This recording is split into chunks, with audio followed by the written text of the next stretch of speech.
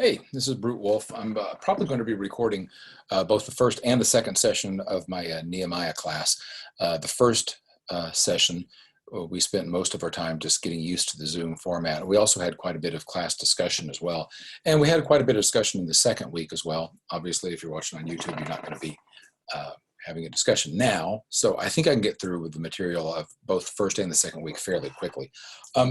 Basically, and also I noticed that when I did a test recording, that maybe a little bit out of sync between what I'm showing with the slide and the words. Give me a little bit of grace if that's the case. Basically, the way after getting interested in Nehemiah, I was watching a YouTube video of a couple of guys debating something about the Old Testament, which is sort of a geeky thing to be doing on YouTube. I know there are far more cute cat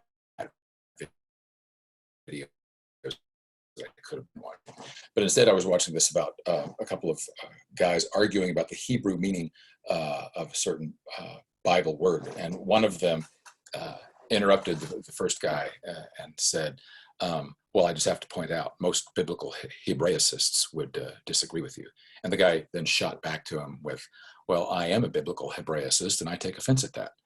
And I realized at that point that a lot of times what happens in the academic world is if you have your own little small pocket of knowledge, one thing that they quickly do is to make up their own words in order to make themselves sound a little bit more intelligent. So what I would hope that you do with me as we go through this course, by the time we're done, that we will be able to refer to each other as post-Judaic Nehemiahologists. That's a phrase that I just made up, but I want you to shoot for the goal of becoming a Nehemiahologist. Now, I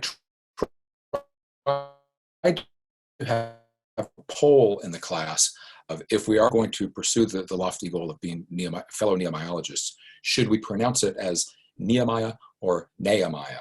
And by a pretty wide margin, people went with the pronunciation of Nehemiah, which is fine, but usually when you're trying to sound smart, you'd like to change the pronunciation of things. But when I was in medical school, there was several, not just one, there were several professors who would refer to cholesterol as cholesterol because of organic chemistry reasons that none of you are really caring about. So as long as we're ready to all be some post-Judaic Nehemiahologists, let's pursue with the story. I tried taking a poll in the first class. The poll feature doesn't quite work as well as we would like for it to on Zoom. But I said, when did the story of Nehemiah take place? The story of Nehemiah, and the choices were, did it take place in the days of Moses? Did it take place before David wrote the Psalms? Did it take place shortly after the kings of Israel? Or did it take place at the very end of the Old Testament? So I'll let you answer correctly. I'll give you, it was at the end of the Old Testament. So what's your answer? Very good. Nehemiah happened at the very end of the Old Testament. It was one of the very last stories to actually take place. And if you'll give me a chance to share the screen here, we want to go to Nehemiah 1 and start with this. This was the first slide that I had for them at that point. We'll skip past that one. Here's the problem with Nehemiah and the reason that we don't discuss it as much as we should. Now, hopefully, and this is where I ran into a problem by looking at the recording, my cursor as I'm moving it around doesn't quite keep up with the recording. Hopefully it will when you see this. But the problem with Nehemiah is if you look here in these blue books on the top shelf, Nehemiah is located right there, right in here in the books of history. It's in the wrong spot. Nehemiah actually belongs way down here at the very last thing. Other than the book of Malachi, Nehemiah should have been the very last thing in there. But unfortunately, it gets a bad time slot. It's got it's got the sex and the power and the romance and the battles of Saul and David and Solomon over here right before it. And then you've got poetry and wisdom coming from Job and Psalms and Proverbs and Ecclesiastes and Song of Solomon. And in part because of that, the book of Nehemiah just kind of gets forgotten. That the importance of it is that it is the very last thing that we hear from God prior to the New Testament. God goes quiet for about 400 years. And because of that, during that 400-year period before John the Baptist shows up, during that period, when the Jewish people talked about their heroes, they probably spent a lot more time talking about Nehemiah back then because he was a recent character. and for some other important reasons too. Namely, and we're going to be hitting this really hard throughout this course, is that namely, Nehemiah did everything he did without any miracles. There are no miracles in books of Ezra and Nehemiah and Esther. And Esther either. Things happen almost like what would happen today. The book of Nehemiah is more like the real world that we face today than what we have in the other parts of the Old Testament, certainly with parting of the Red Sea, or even in the New Testament with the miracles of Jesus, or Paul and Peter healing people. Nehemiah had to deal with a God that acted in very natural ways, and that in many ways has become the theme of this book for quite a bit of time since then. Now we're going to stop the sharing. You got to come back and look at me if I can get this to go properly for me. Really, part of the issue with all this is that we didn't get to stop share. You're seeing everything. That's what it was. All right. Part of the issue is that Nehemiah, in all his glory, really did not behave so much like a hero. If you want to find, when you come here, you're not going to find a war hero. You're not going to find, instead, you're going to find a man who knows how to avoid a war. You're not going to find miracles in Nehemiah. You're going to find a man who doesn't need them. If Nehemiah were a movie, I would not cast someone like Brad Pitt or Bradley Cooper or some big name like that. He is more of a humble person, the kind that you just kind of notice later on, almost like a Mahershala Ali, if you saw him in Green Book, or Daniel Day-Lewis, one of those actors that you just look at and who doesn't demand your attention, but instead he earns your attention. And that's the kind of character that Nehemiah is. He's the kind of guy that makes you think, hey, I know that guy. He's good. If leadership is what God wants, he is willing to provide leadership. But to that, he's basically the humble cupbearer to the king of Artaxerxes, to King Artaxerxes. And he starts off this leadership the best way the leader can, with a prayer. Let's go back to screen sharing for that. This prayer is really one of the most beautiful prayers recorded in the Bible. The interesting thing about this prayer is that it could very well have been a prayer in the New Testament. Listen through as we go through this prayer. This is a man who challenges, who lays out and takes responsibility. And this is a topic we're not going to have time to discuss in this one, but who takes responsibility for other people's sins. He asks for forgiveness, saying we did all these things, when obviously Nehemiah didn't do them. But the interesting thing beyond that is not only does he ask for forgiveness, he unabashedly tells God, here's what you told us you were going to do. Please do it. So let's go through that right at the beginning of Nehemiah chapter 1. The words of Nehemiah, son of Hakaliah. In the month of Kislev in the 20th year, while I was in the citadel of Susa, Hanani, one of my brothers, came from Judah with some other men, and I questioned them about the Jewish remnant that had survived the exile, and also about Jerusalem. They said to me, those who survived the exile and are back in the province are in great trouble and disgrace. The walls of Jerusalem are broken down, and its gates have been burned with fire. Let's repeat that again, because this is the theme of the whole book. The wall of Jerusalem is broken down, and its gates have been burned with fire. When I heard these things, Nehemiah says, and again, he's saying this in first person to us. When I heard these things, I sat down and wept. For some days I mourned and fasted and prayed before the God of heaven. Then I said, first of all, let's talk about time passage. He finds this out.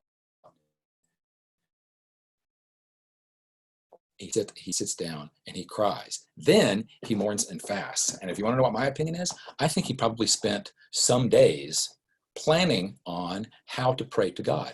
And now we move on. Verse 5. Then I said, Lord, the God of heaven, the great and awesome God who keeps his covenant of love with those who love him and keeps his commandments, let your ear be attentive and your eyes open to hear the prayer your servant is praying before you day and night for your servants, the people of Israel. I confess the sins we Israelites, including myself and my father's family, have committed against you. We have acted very wickedly toward you. We have not obeyed the commands, decrees, and laws you gave your servant Moses. Remember the instruction you gave your servant Moses, saying, if you are unfaithful, I will scatter you among the nations. But if you return to me and obey my commands, then even if your exiled people are at the farthest horizon chosen as a dwelling for my name.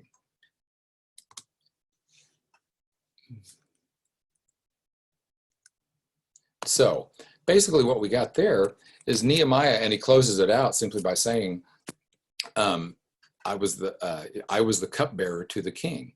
And just 4 verses into this, let me just go back to this.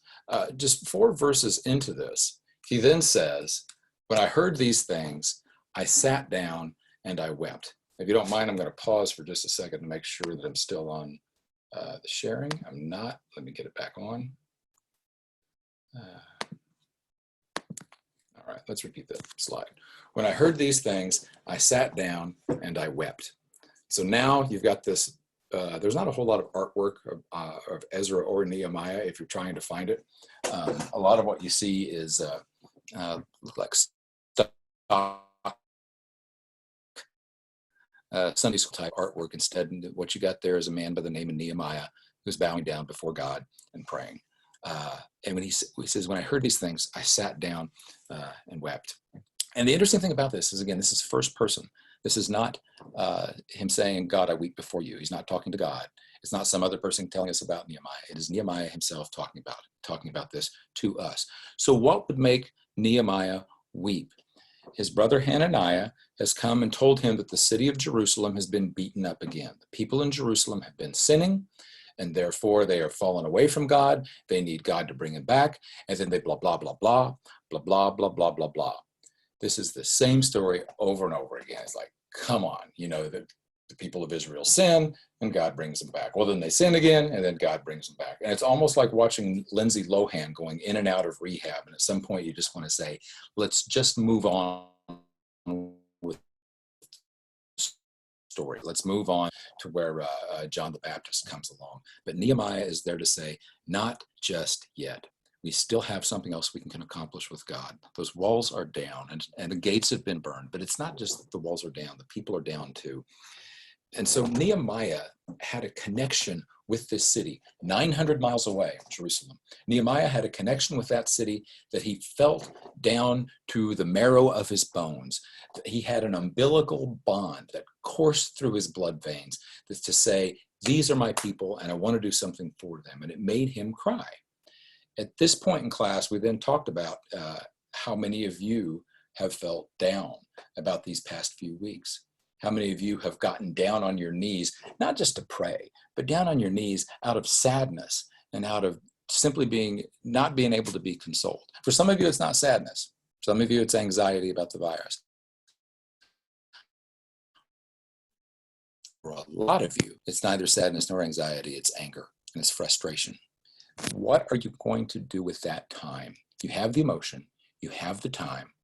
What are you going to do next? And with that, I'm going to go ahead and stop the recording for a second. We're going to pause it, and I'm going to then move on to the second half of this. So we're back, and I'm going to go straight to the second PowerPoint for the moment. Now, basically, again, this is then where we picked up on Sunday. And the cool thing that happened between those 2 weeks is that, well, the first week was kind of my fault. The link did not work too well, and so we didn't get everybody in there the first week. But in the second week, we had a lot of people from just multiple different places that we really didn't know that were going to be joining us at the time. I think we had like 75 windows open at one point. And the coolest thing about that was you see all these pictures up on the screen, and you saw people starting to connect. People that hadn't seen each other in quite a while, and a lot of people who had simply never done the Zoom software before or anything that's social media, which, by the way, writing a letter to a friend, that is a form of social media. So all of you are engaged in social media. But now people are having to learn it, whether kicking and screaming, just to be able to keep in contact with the world. And some of them were just doing a spectacular job. And the interesting thing about the, and I'm going to leave this first slide up there, that just to kind of show you how we started off the class. And if you join us next week, I'll have a slide like this up there when you come into the classroom, just to as some context.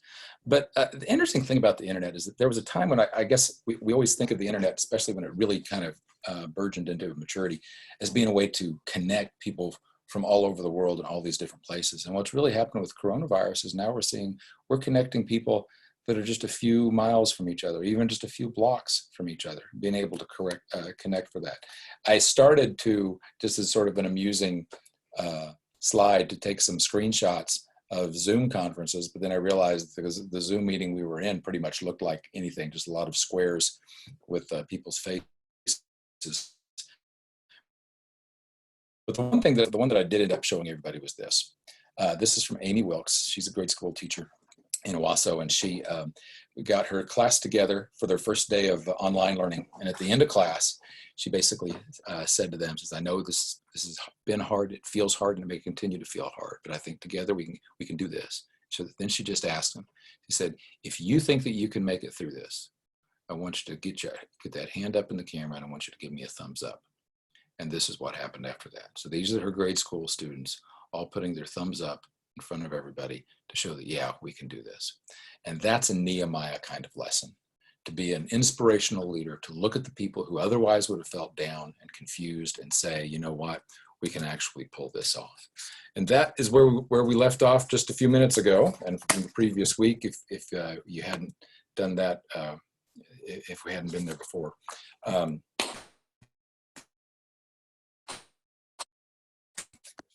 Yeah, there we got it. Too many clicks to go from the PowerPoint to the camera. Hopefully we'll figure out a way to fix that. But basically Nehemiah's style leadership is to say, you know, this is awful. Yes, this is awful.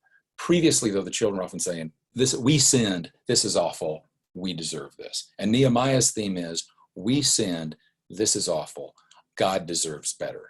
And so where we left off before was Nehemiah talking about, or us discussing just how Nehemiah felt when all this went down. And when he got the news from his brother that the wall had been destroyed and that everybody was in a horrible shape about that, when I heard these things, I sat down and I wept. And so the question becomes this: why is Nehemiah crying? And if Nehemiah were a movie, this is the point where the movie would fade to black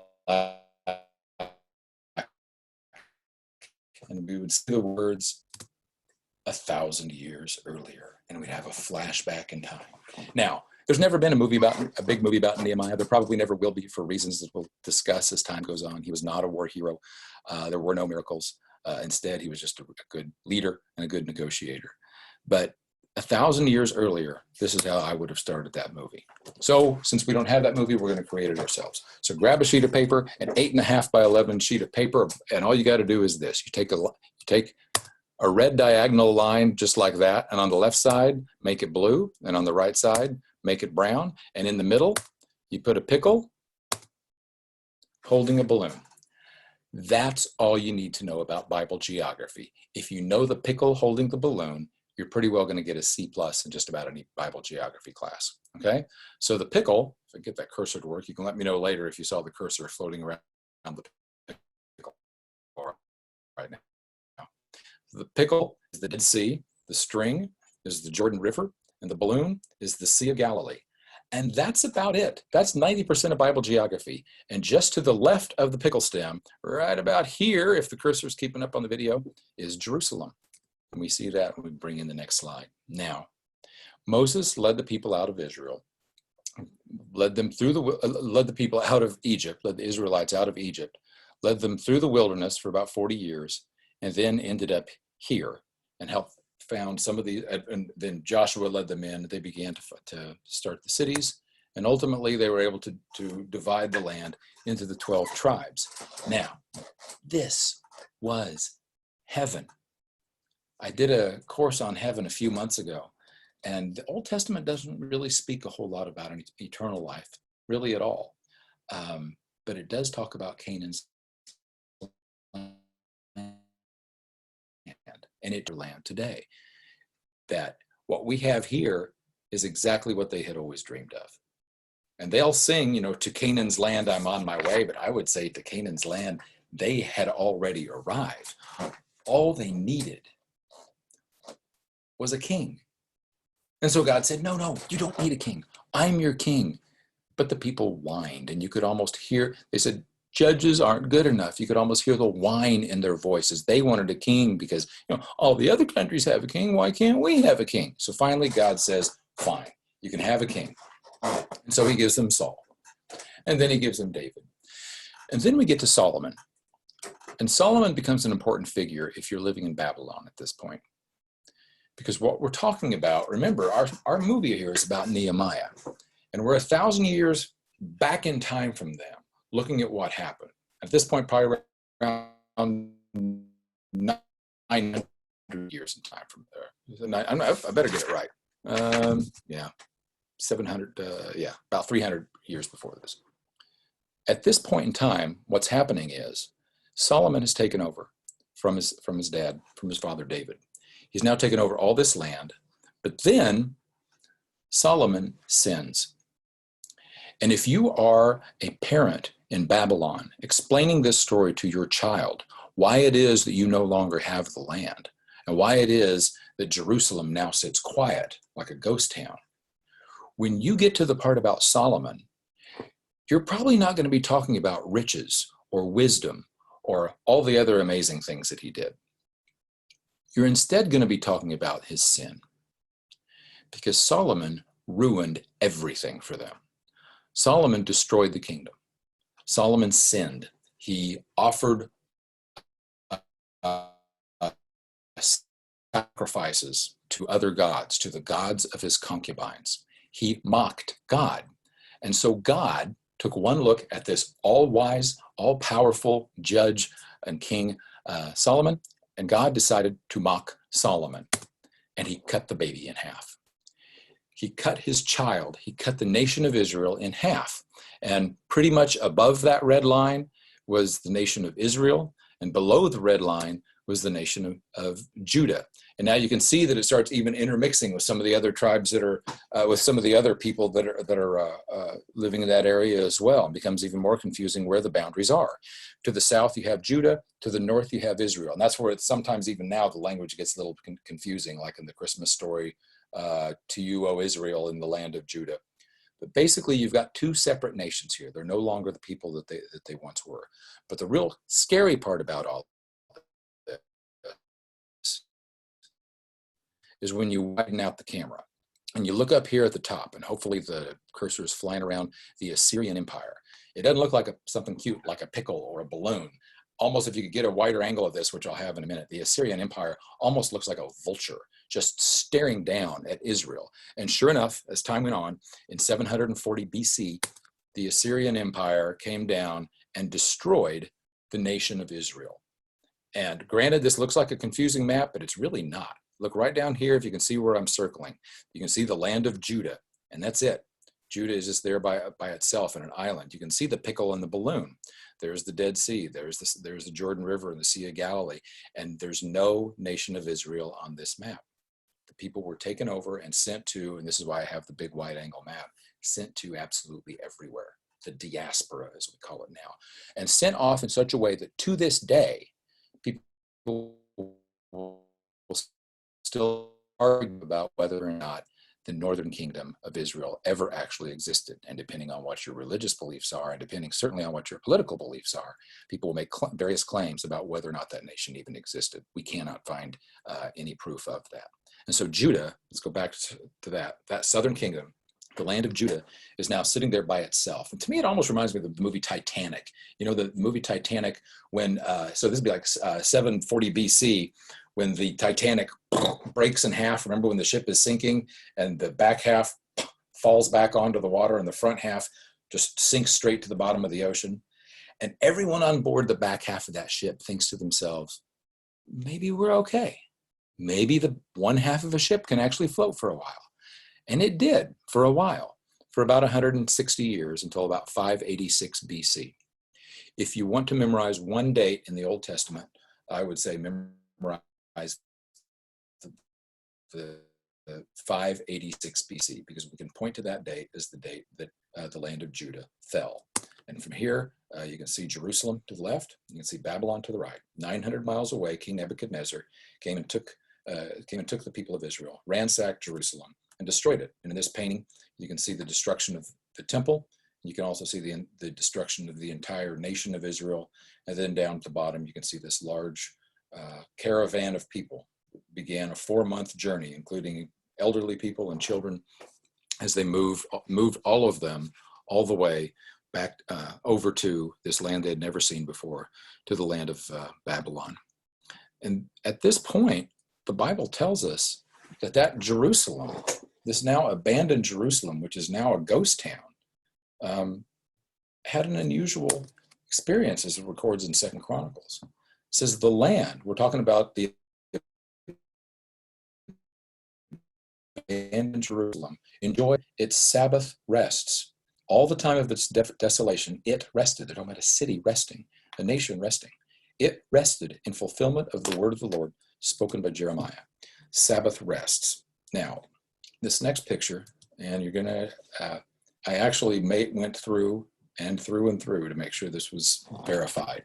This is an actual photograph that was taken since Italy shut down during the coronavirus. There are Photoshop pictures of it, by the way, with dolphins swimming through the canals. There were no dolphins swimming through the canals. But the clarity that you see of the water on the right, you can see the beautiful reflection of the sky. You can see the bricks off to the side here, and you can even see the bottom of the canal. The clarity of that is real, is true. The canals in Venice, when Italy is going through the worst of its coronavirus outbreak, the canals of Venice cleared up. The land was receiving its Sabbath rest. It was a time for the land to rest, and a time for the people to rest as well. And it's at this point of the story where we broke into some class discussions, which is a bit of a challenge, but we had some people just give some examples of what are the kinds of rest that you've been able to have. And that's when we started sharing about being able to spend time with each other as a family, to be able to spend time learning new things like how to communicate. And it is very similar to what people went through when they were living in Babylon, where they felt like they were in the wrong spot and in the wrong period of time. But that's what they were able to do. Nehemiah's entire life up to this point had been Sabbath rest. That's all he had known. All he had known was Babylon. But finally, as time went on, it came time for God's will to work in other ways. If you want to know anything about the Bible empire, just learn 3 letters, ABP.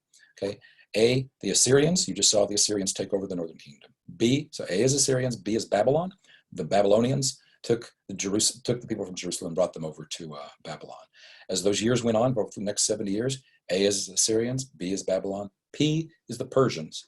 And the Persian Empire is where we meet King Artaxerxes and King Xerxes and Artaxerxes. And they were the ones who decided, let's send the folks back.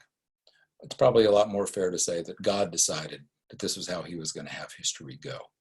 And this was part of what we're pointing out, that it was not through a miracle. It was not through anything that you can demonstrate as being spectacular, but it was just simply God's plan from the beginning to get the people back. And so the first one was Zerubbabel. And I asked the class before I even told them, I said, is Zerubbabel a good guy or a bad guy? Because he's kind of one that he gets kind of swept under the rug of Old Testament characters. Zerubbabel, because it sounds kind of like Beelzebub, and so you get people guessing the wrong thing, or Nebuchadnezzar. Zerubbabel was a good guy. Zerubbabel was the first one to head over. The king allowed Zerubbabel to take 40,000 people over to Jerusalem. He repopulated the city. He was able to put people back to work. He started, I believe, he had the foundation of the temple, although it was not yet at that point complete. And then a few decades later came Ezra. Ezra and Nehemiah. In fact, some people in some of the older texts actually combine Ezra and Nehemiah, 2 different stories, but basically just one book, Nehemiah being the sequel to Ezra. Because Ezra goes back to Jerusalem. And Ezra he basically turns it into a community. Zerubbabel helps repopulate the town. Ezra, as a priest, goes there and basically turns it into a community. They start obeying God's law. They finish the temple. And not a lot of artwork that I can for you about Ezra. Again, this is probably a stock thing from some old Sunday school text. But this drawing that I'm showing you right here that you're about to see as I pan out on it, pretty much nails it. Because what you have up here is Ezra, and he's offering a sacrifice before God, because they are dedicating the temple. The temple is now done. They've got the musicians up front, and everyone is celebrating and talking about what a joyful day this is. You can see the people celebrating until you get to the very foreground of this picture. And in the foreground of this picture, you see these people down here weeping and crying. And rather than putting the text up, I'll just read you how Ezra depicts what happened here. Ezra chapter 3, verses 11 through 13. But many of the older priests and Levites and family heads who had seen the former temple wept aloud when they saw the foundation of this temple being laid. While many others shouted for joy, no one could distinguish the sounds of the shouts of joy from the sound of weeping, because the people, somewhere in this crowd of peoples at this dedication was the prophet Haggai and the prophet Zechariah, whose books will come up later, of course, in the Old Testament, roughly about the time of Nehemiah. Haggai wrote in his book that to anyone who had seen the original temple, that this new temple was nothing. Haggai chapter 2, verse 3, who of you is left when you saw this house in its former glory? How does it look to you now? Does it not seem to you like nothing? And even on this day, in this picture, when Ezra is dedicating the temple, the people are both cheering and wailing at the same time. It's almost like, these political rallies, you'll have some protester run in to say something horrible to whoever is running for office. And so all of his supporters start chanting USA, USA. And right when you hear USA, USA, there must be a protester going on. They're trying to drown him out. And that's what you had. You could not tell from the reaction of the crowd whether this had been a good thing or a bad thing. These people had been expecting, especially the older ones who knew the history of this place. It'd be like expecting AT&T Stadium. You expect this. You used to have this gigantic stadium with a gigantic screen in the middle of it and the retractable roof, and everything was just amazing. And you get back and you finally get to see, hey, what do we got? We're bringing back AT&T Stadium. We're bringing back Cowboy Stadium. And they end up showing you the Stokely Event Center. And the Stokely Event Center is nice. It's okay, but it's no AT&T Stadium. And so that was the big disappointment for the people. And so now you got everyone who's been in trouble. This is probably what this second temple looked like. But much like, but now you've got everybody still living in this city, and you have, to a large degree, you have what people have with in cities now, whether it's New York or Chicago. We're told we'll have the amazing building projects going on in the middle of the town, and within a line of sight from the beautiful BOK Center, you can see the people hungry living under the bridge. And that's what Jerusalem had at this point too. Because even though the temple was pretty doggone nice, the city was still a mess. And the city was still in rubble. And this is kind of what the demolished part of the gate, or demolished part of the wall may have looked like. And that is what it was that put Nehemiah down on his knees. That's what it was that gave him such pause. And so that's why he says, I fell down on my knees and I wept. Now go back to Babylon. Now we're ready to move through that timeline and bring it all the way up to where we're at with Nehemiah. Now the movie is ready to begin. That Nehemiah is pointing out, look at what's going on here. Look at what's going on here. Yes, I know what the people are saying. We sinned. We deserved this. But you've got your logic knocked off. Instead, let's say we sinned. God deserves better. What can we do to make this better? And Nehemiah says, I know exactly what I'm going to do. And he gets up. He doesn't just pray. He gets up off his knees. But here's what's interesting. Okay, first of all, he cried, and then he waited a few days before he even prayed. What do you think he was doing those few days? He was preparing his prayer. Now he prays, and then we go on for 4 months. 4 months after his prayer, he spent planning what to do next. And what he decided he was going to do next was to, when he got the opportunity, was to talk to the king. And when he talks to the king, he doesn't have an actual, he doesn't have a way of just walking up and say, I'm setting an appointment with the king. Instead, he has to get the king to notice him, and the king notices, you look down, what's the problem? It's almost as if this little passage in chapter 2, Nehemiah talks to the king. It's almost like you hear these stories about the elevator meeting when some young up and coming guy in a company, if you can have 30 seconds, if you can have 15 seconds in an elevator with the CEO of the company, what would you say and how would you say it? And Nehemiah had to have done that, and he had to have had it practiced, because he gets into I think of it as being like an elevator. He's in the throne room, but it's almost like he gets into an elevator. There's the king standing right next to him. The doors close. He now has just a few seconds to come up with a presentation to the king. The king says, Nehemiah, you're looking down. What's going on? And he says, I'd like to rebuild the wall. And in just a few seconds, he's able to lay out what he needs. Number one, I'm going to, and the king says, okay, how are you going to go rebuild a wall that's 900 miles away? He says, don't worry, I got a plan. Number one, I'm going to need letters from all your governors that can help me make passage through. Number two, I need to talk to your royal forest ranger about giving me enough wood to build all the gates. You don't need to look it up who he is. I already checked into it. His name is Asaph. Third, I'm going to need a military escort to get over there safely. Then, ding, Nehemiah's time is up. And King Artaxerxes looks at him and says, all right, sounds good to me. And then he moves on to his next order of business. He prepared. He was prepared to have something ready to go for Nehemiah, for the king, when he finally had the opportunity. So the most important lesson that we have from Nehemiah is not about rebuilding a wall. That is the theme of Nehemiah, by the way. And spoiler alert, sorry to ruin the ending for you, he's going to get the wall built. But what's even more important than building that wall is the fact of Nehemiah showing us you have to decide, what are you going to do with your sadness? When life has got you down, when things are not working the way you need to be, that they need to be, what are you going to do with your sadness? If you're in a place in life where you need to feel sad, fine. If you need to grieve, go ahead. But understand at some point, you need to take that despair and plan what it is that you're going to do. Maybe that plan is, you know what, God, I need more time. I'm going to grieve even longer. That's fine too. But at some point, God is going to give you the opportunity to set your plan in motion. And when you have that opportunity, maybe it's 10 seconds in an elevator, be ready to move forward. At this point, we had a little bit of discussion asking just one question, and it's about the virus. Do you think this could be the greatest thing that ever happened to the church? What kind of opportunities do we have with the time, with the Sabbath rest that we're being given? If you're watching this on the week of April 7th, 2020, a few days before Easter, I hope you'll join us on Sunday. If not, then hopefully before you know it, I'll have another recording up here as well to follow up with this one from this Sunday's class. Thanks for tuning in.